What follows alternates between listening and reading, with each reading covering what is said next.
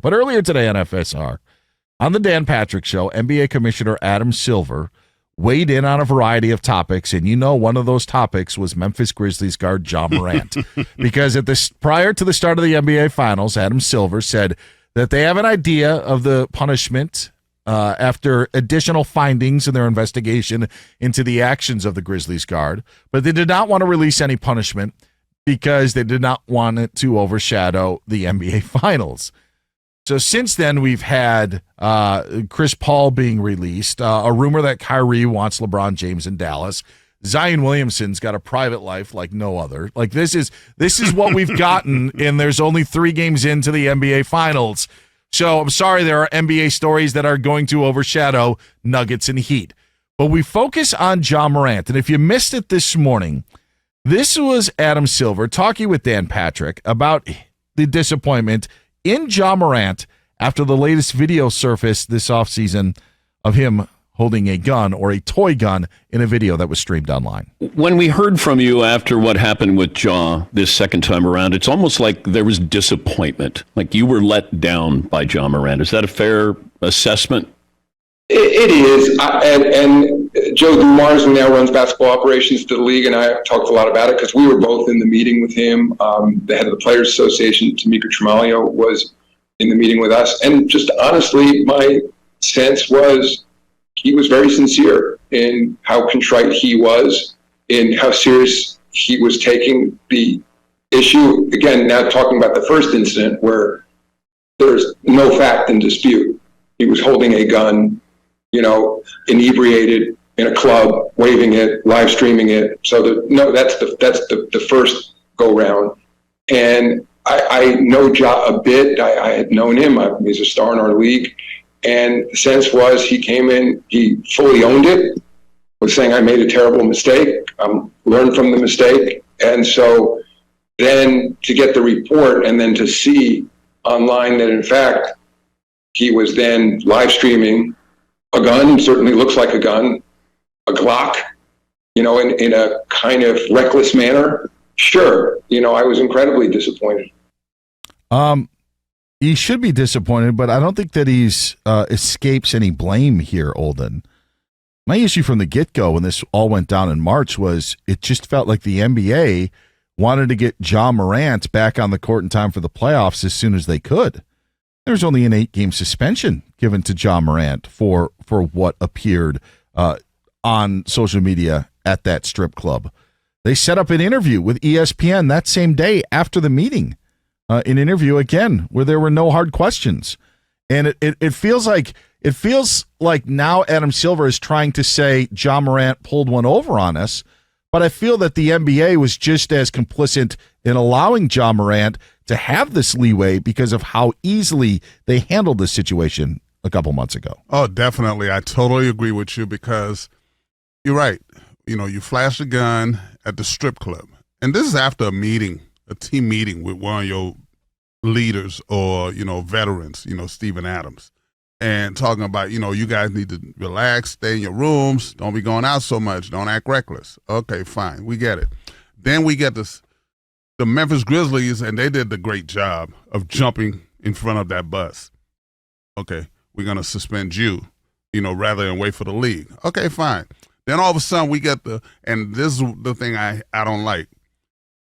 I don't want to hear about your mental health issues after you've been caught. Mm-hmm. Because to me, it's disrespectful to people that are seriously going through mental stuff. And Ja Morant could be having some mental problems. But at the same time, don't use that as the reason why or as the excuse, rather. And so to me, own it. You did that, supposedly. You had the meeting. And you're right. All of a sudden, you're on camera. No hard questions, like you said. And so to me, yeah, they were complicit. So now everybody's trying to save face. Ja Morant's trying to save face. It was a toy gun. Adam Silver trying to save face. Hey, I thought he learned his lesson. Well, how's he going to learn a lesson when you're, like you said, trying to get him back to play? Because my cash cow at that moment, he's one of the guys. Yeah. Look at his shoes. Nike didn't do anything. And then they released his shoes. Sell out in minutes. So I'm getting tired of hearing all these people talk about they are concerned about this stuff. It's kind of like what we talked about off air, like with the PGA and the Live Tour, that whole thing. Ain't nobody really caring about no damn, human rights. Yeah, absolutely. Yep. So I don't want miss me with all of that. So the NBA and Adam Silver, everybody miss until you give him the punishment that is deserved, 30, 40, 50 games. I don't want to hear it no more. We'll get to that punishment in a sec, but here was more of the commissioner talking with DP about a possible punishment. What would be a big suspension? I'm not going to get into precise number of games, but I will only say in response to people who say 8 wasn't enough the first time around, it felt like a pretty severe punishment at the time, an 8-game suspension, of course, without pay. And so I will say, and I said this before, in terms of impacting his behavior, would 12 games have made a difference the first time, 15 games? I really don't know. I also, the older I get, I realize that I can't control other people and that he has to own his own conduct. And regardless of the number of games he had been suspended for first time around, he owns this, not me. And he has to take responsibility for it. And part of this, it's fine for somebody to come in and take responsibility for their action. And I'll even give him the benefit of the doubt that he was sincere. He's now made this mistake again. And I think one of the things we even talked about then is nobody's naive in the league office, certainly not Joe Dumars, been at this a long time, was, we'll see as you go back out into the world, how you choose to comport yourself. And so now here we are again. There are two things with that. Number one, it is not the job of Adam Silver or Joe Dumars to determine whether Ja Morant is sincere or not. It is their job to enforce the punishment that they feel is appropriate. And because they were suckered in and feeling that he was sincere, led them to a suspension that was 8 games. And I completely disagree with Adam Silver when he says that I don't know if 12 games or 15 games would have made a difference.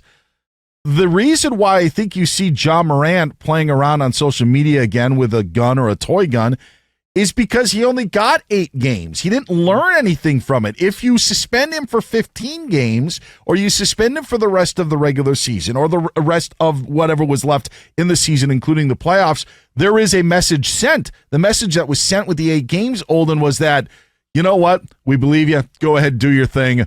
Ball out in the playoffs. We'll see you in mid-April. Like that was the message. So I completely disagree that the number of games that Ja Morant was suspended for wouldn't have mattered, because I think it absolutely did. When we found out that it was just the 8-game suspension, I think it left a lot of us scratching our heads. Man, listen. And what I was disappointed in is at the end of his statement, where we suspended him 8 games without pay. Like, that makes a difference to these guys. Ja Morant's contract is $33 million. Divided by 82 games, it's $3.2 million. Okay? I mean, 400,000 times the 3.2 million. So you think $3 million is really going to mess with him? And he's got the Nike deal and whatever else he has out there? The money's not the issue with these guys. It's the time away. I would have made it certain that he felt it by not playing a certain number of games. Playoff games, whatever it is, I don't care. You're sitting. That's how they're going to respect it. Because the money will never be the issue for these guys. They don't care about that. Yeah, $400,000 a game seems like a lot on paper, but for me it is. Yeah, that $3 million, that's more than I made my first 7 years in the league. And that's what Ja Morant lost in the 8-game suspension as a whole. But you're right. So you look at the future suspension now, and it has to be significantly more. One of the things that's been brought up is that it will definitely be more than 18 games, because that will then prevent Ja Morant under the new CBA from getting any All-NBA honors. So you would not be eligible for any of those things, which do have contract things tied into it, so that would be a hindrance. But if it is 18 games, if that was the number, would that be enough for you? I say 25. I say 25. If it is 18, that's what it is. I'm not in. And I've heard 30, and I've heard half the season being thrown around. I don't think it's anything the more than the that. better, because this, to me, what makes it worse is not the first one. The second one is what makes it worse, because and I've never seen anybody go to rehab for a day. So I had a big problem with that. I've never seen anybody go to rehab for one day. And that was another issue that I had. But the fact that you sat with this man and said, hey, I'm sorry, I'm contrite, I learned my lesson. And then you're back on. Your season is over, and you think you can just act a fool again.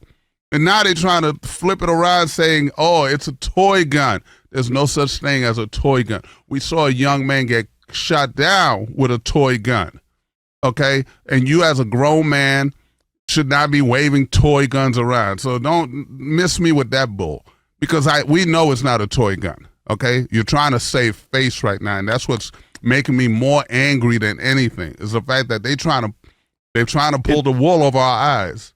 It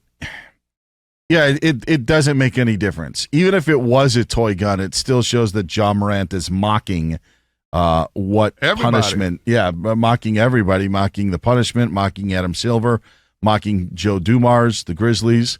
How can Joe Dumars lock up Michael Jordan, but they can't figure out a way to keep Ja Morant in check? That's one for another day. He's Olden Polynice. I'm Dan Beyer. The Ja Morant saga, I do believe, will be settled at some point between the NBA Finals and the NBA Draft. And if the Finals go a while, it's not going to be too long or too soon after the Finals that we'll get that punishment.